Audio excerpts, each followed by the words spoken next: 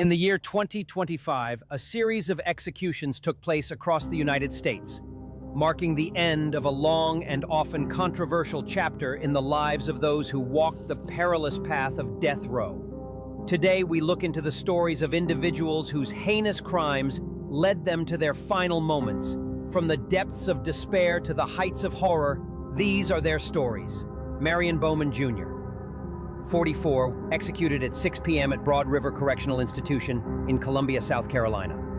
Bowman spent 23 years on death row for shooting a 21-year-old mother, Candy Martin, and burning her body in the trunk of a car. He has maintained his innocence. Bowman, who had since lost his appeals against the death penalty, was eventually executed by lethal injection on January 31st, 2025. Marion Bowman pens his final words: "If my death brings them some relief and ability to focus on the good times and funny stories, then I guess it will have served a purpose. I hope they find peace," Marion Bowman Jr. said in his final statement, despite maintaining his innocence since his arrest. Steven Nelson was convicted and sentenced to death for the 2011 murder of Clint Dobson at North Point Baptist Church in Arlington, in Texas. Nelson was found guilty of the murder of Dobson, who was smothered to death during a robbery bid at an Arlington church on March 3, 2011, and sentenced to death on October 16, 2012. Nelson protested his innocence and claimed that he only acted as a lookout, while pinpointing two of his friends as the real murderers of Dobson, saying that the alibi of both his friends was not sufficiently rebutted by his trial counsel. None of Nelson's DNA was found on the victim. Nelson's grounds of appeal were rejected, and his conviction and sentence were consequently upheld.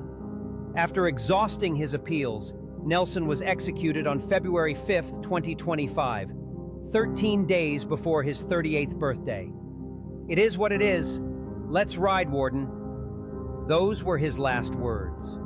37-year-old Steven Nelson received a lethal injection and was pronounced dead at 6:50 p.m. Cistern staff and Internal Time at the Walls Unit Penitentiary in Huntsville. As the lethal dose of the sedative pentobarbital began to be administered, he told his wife, who married him recently while he was in prison, "Let me go to sleep." The drug appeared to take effect as he said the word, "love." Then he gasped twice and appeared to try to hold his breath. His head, shoulders, and arms trembled for a few seconds before all movement stopped. He was pronounced dead 24 minutes later. Nelson was the first Texas death row inmate executed since Robert Roberson's October 17, 2024. Demetrius Frazier, 52, was executed by the state of Alabama on February 6, 2025 at 6:36 p.m. Frazier is the fourth person in the U.S. to be subjected to execution by nitrogen hypoxia, which forces individuals to breathe pure nitrogen gas until they die from a lack of oxygen. Demetrius's case was extremely unique. He was convicted of a separate crime in his home state of Michigan for the murder of 14-year-old Crystal Kendrick and was given a life sentence in that state.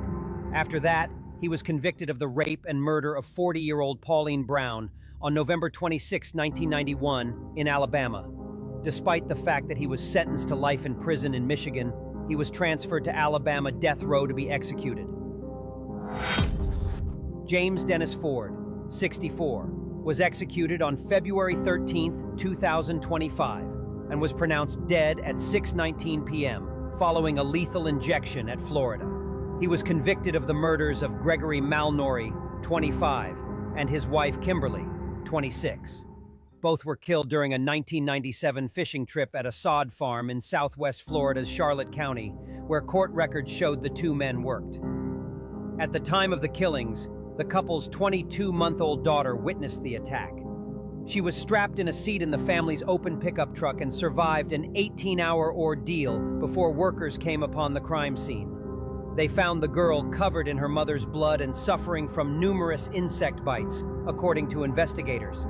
The victim's daughter, Miranda Malnory, was not present during Ford's execution, but issued a written statement describing the pain of losing her parents. "Living my whole life without them left me with a void that I had no idea would hurt so bad," she wrote. "While I know this will never bring me back to my mom and dad, I will never get a chance to meet them. It is giving me peace of mind." Richard Lee Tabler, 46, was executed on February 13, 2025, by lethal injection. On Thanksgiving Day of 2004, Tabler and a co-defendant shot and killed 2 men at a nightclub in Killeen, Texas. 2 days later, Tabler also killed 2 teenage girls who worked as dancers at the same nightclub where he committed the Thanksgiving Day double murder. Tabler was charged for these 4 murders and subsequently sentenced to death for 2 of them, while his accomplice was jailed for life. His last statement: "There is not a day that goes by that I don't regret my actions. I had no right to take your loved ones from you, and I ask and pray, hope and pray, that one day you find it in your hearts to forgive me for those actions. No amount of my apologies will ever return them to you." Brad Keith Sigmund was executed on March 7, 2025 at 6 p.m. by firing squad at Broad River Correctional Institution. Mr. Sigmund was the first individual in South Carolina to be executed by firing squad in modern history, and the 4th in the U.S. since 1977 after the South Carolina Supreme Court ruled the state's 3 execution methods, lethal injection, firing squad, electric chair, are not considered cruel and unusual punishment under the U.S. Constitution. Brad Keith Sigmund, convicted for the double murder of his ex-girlfriend's parents in South Carolina. Sigmund was convicted of bludgeoning David and Gladys Lark, aged 62 and 59, respectively, to death with a baseball bat on April 27, 2001, a week after he and his former girlfriend had broken up. His ex-girlfriend shared a powerful perspective. While she opposes the death penalty, she believes Sigmund must answer for actions that devastated her family. Jesse Hoffman Jr., 46, was executed by nitrogen hypoxia on March 18, 2025, marking Louisiana's first execution in over 15 years and its first use of nitrogen gas. He was convicted for the 1996 murder of advertising executive Molly Elliott. After forcing her to withdraw money from an ATM at gunpoint, he made her drive to a remote area in St. Tammany Parish, where he assaulted and murdered her. Aaron Gunches, 53, was executed by lethal injection by the state of Arizona at 10:33 a.m. on Wednesday, March 19, 2025. Aaron Gunches died by lethal injection as punishment for the murder of Ted Price in 2002. He became the state's first execution since 2022.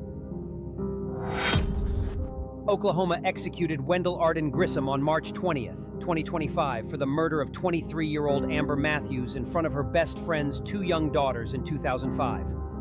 Grissom chased Amber Dawn Matthews into a child's bedroom during a home invasion, shooting and killing her as she was holding one of the children 20 years ago. Wendell Grissom, 56, was executed by lethal injection at the Oklahoma State Penitentiary in McAllister and pronounced dead at 10:13 a.m. local time, becoming the first inmate to be put to death by the state in 2025 and the 9th in the United States this year. Edward Thomas James, 63, was executed by the state of Florida on March 20th, 2025 by lethal injection after 30 years on death row. He was executed for the brutal 1993 murders of 58-year-old Elizabeth Betty Dick and her 8-year-old granddaughter, Toni Nooner. Michael Tansey, 48, received a lethal injection on April 8, 2025, and was pronounced dead at 6:12 p.m. at Florida State Prison for the April 2000 strangling of Janet Acosta. That's all for today's episode. Subscribe more true crime stories and events.